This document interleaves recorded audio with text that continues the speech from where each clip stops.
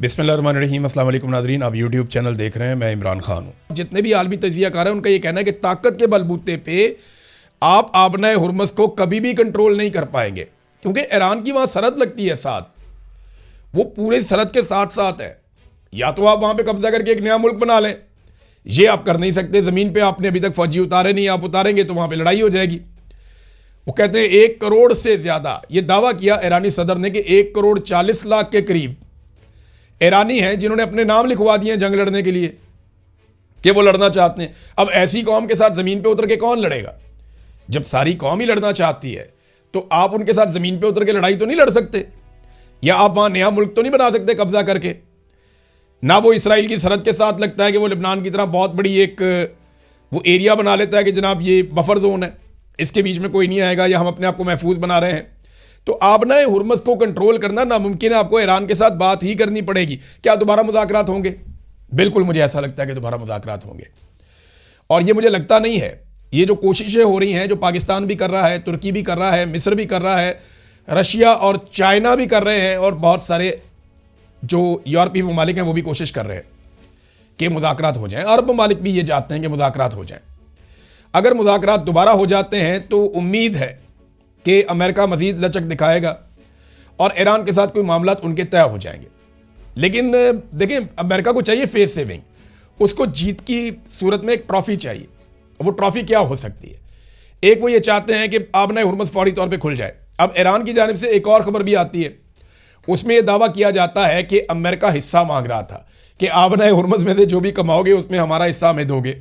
मैंने आपको ये बात पहले भी बताई थी कि बहुत मुमकिन है कि आने वाले वक्त में अमेरिका कोई ऐसा सेटअप कायम कर दे जिसमें वो यहाँ से भी पैसे कमा ले, क्योंकि पूरी दुनिया से अमेरिका पैसा ही तो कमाता है, अपनी तेल की कंपनियों के ज़रिए से, मादनियात की कंपनियों के ज़रिए से, अपनी तजारत के ज़रिए से और कंट्रोल के ज़रिए से, और अपने डॉलर के ज़रिए से, जैसे पेट्रो डॉलर की एक टर्मिनोलॉजी है। तो अमेरिका पूरी दुनिया से पैसा ही कमाता है, और यहाँ पर भी अगर उसको पैसा अच्छा मिल जाता तो शायद एक अच्छी डील भी हो जाती। तो उसको वॉर ट्रॉफी चाहिए कि हम जीते हैं। वॉर ट्रॉफी क्या हो सकती है? वो यूरेनियम जो ईरान ने अफसूदा की है, 60% अफसूदा यूरेनियम, वो अमेरिका को चाहिए कि वो रख के दिखा दे किसी एक जगह के ऊपर कि ये यूरेनियम, डोनाल्ड ट्रंप जाए, जाके विजिट करे और शाबाश दे अपने लोगों को और कहे जनाब इसके लिए हमने जंग लड़ी थी, हमारा मकसद पूरा हो गया।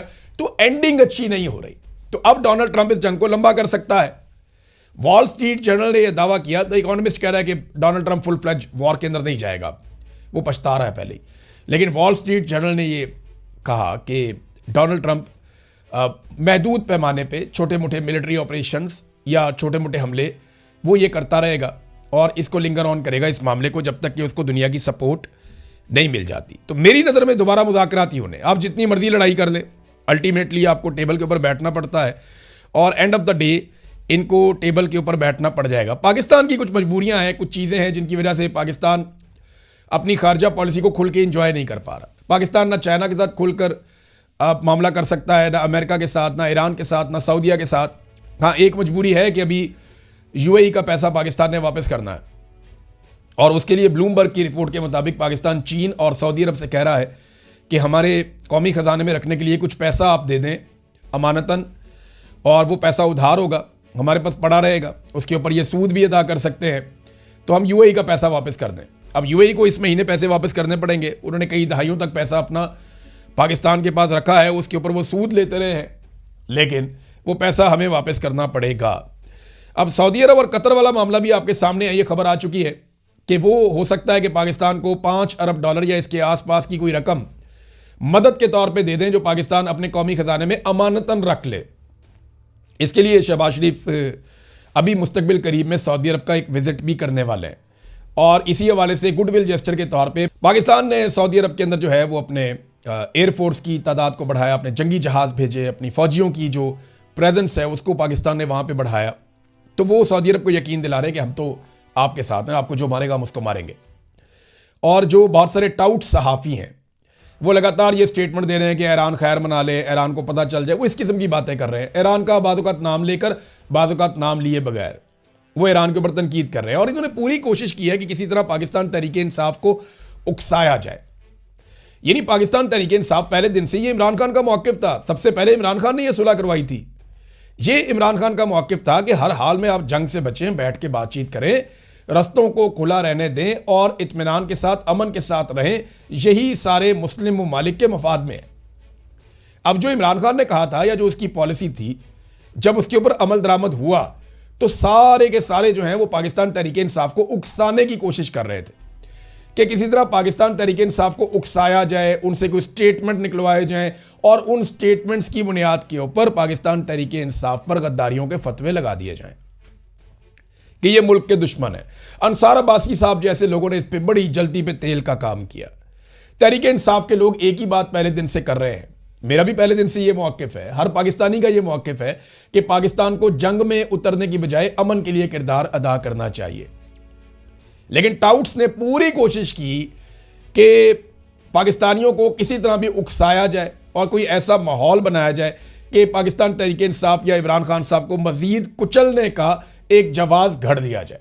लेकिन तहरीक-ए-इंसाफ पे आफरीन है, उन्होंने बदतरीन फस्तायत, जुल्म और जबर के बावजूद अपना जलसा भी कैंसिल किया। उन्होंने हर उस चीज़ की हमायत की जो अमन के लिए ज़रूरी थी और हर उस चीज़ की मुखालफत की जिसमें पाकिस्तान जानिबदार बनने जा रहा था। जानिबदार पाकिस्तान देखें कुछ हद तक हो ही जाता है। मैं मिसाल आपको देता हूँ। अभी सुबह मुझे एक टेलीफोन कॉल आई, मेरे एक दोस्त है, उन्होंने मुझे बताया कि पाकिस्तान ने भाईचारे की आला मिसाल कायम करते हुए तेहरान टाइम्स को पाकिस्तान में बंद कर दिया है। कुछ ईरानी वेबसाइट्स हैं न्यूज़ की जो पाकिस्तान के अंदर अब ब्लॉक हो गई हैं। मैं बड़ा हैरान हुआ, मैंने कहा ये कैसे हो सकता है, मैं क्योंकि बरतानिया में हूँ तो मुझे यहाँ से तो पता नहीं चलना था। फिर मैंने पाकिस्तान में कुछ दोस्तों को फ़ोन किया, उन्हें मैंने कहा जी कि आप तेहरान टाइम्स को खोलें बगैर VPN के। वो जिसने खोला उन्होंने कहा जी नहीं खुल रहा, ये सुबह की बात है। तो तेहरान टाइम्स नहीं खुल रहा था। फिर मैंने उन्हें कहा जी आप न्यूयॉर्क टाइम्स खोल के देखें, तो उन्होंने खोला, कहते जी न्यूयॉर्क टाइम्स भी खुल गया है, वाशिंगटन पोस्ट भी खुल गया है, यानी अमरीकी अखबारात खुल रहे हैं। मैंने फिर उन्हें कुछ इसराइली अखबारात खोलने के लिए कहा। तो इसराइली और अमरीकी मीडिया पाकिस्तान में देखा जा रहा है, आप इंटरनेट के ऊपर उसको सर्च करके खोल सकते हैं। लेकिन जब मैंने सुबह चेक करवाया और 2 मरतबा चेक करवाया, अलग अलग जगह पे चेक करवाया, तो तेहरान टाइम्स पाकिस्तान में बंद हो गया था। एक जर्नलिस्ट है उस्मान चौधरी साहब, उन्होंने भी इसकी निशानदेही की है कि उनके पास भी ये नहीं खुल रहा। कुछ और लोग हैं उन्होंने भी इस किस्म की बात की है कि तेहरान टाइम्स, क्योंकि एक दोस्त ने हमारा, उनका एक आर्टिकल भी छपा था तेहरान टाइम्स में, वो पढ़ने के लिए एक और दोस्त ने खोला, उन्होंने कहा जी उनके पास भी नहीं खुला। तो पाकिस्तान के अंदर तेहरान टाइम्स बंद हो गया। ये क्यों बंद हो गया? यानी अमेरिका का और इसराइल का मीडिया पाकिस्तान में देखा पढ़ा जा सकता है, लेकिन ईरान का मीडिया पाकिस्तान में देखा पढ़ा नहीं जा सकता। ये क्यों हुआ? और ईरानी सहाफ़ियों के ऊपर पाकिस्तान की मिलिट्री एस्टेब्लिशमेंट ने, बाकायदा अफसरान ने ये हुक्म जारी किया कि उन्हें अपने टीवी चैनल्स में और प्रोग्रामों के अंदर अब ना बुलाया जाए। और ये बात ईरान के सहाफ़ी तस्दीक कर चुके हैं।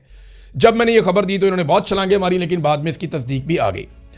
तो नाज़रीन, हम चीज़ों के ऊपर नज़र रखेंगे, आपके साथ शेयर करते रहेंगे। अब तक के लिए इतना ही। अपना ख्याल रखिएगा, अपने चैनल का भी। अल्लाह हाफ़िज़।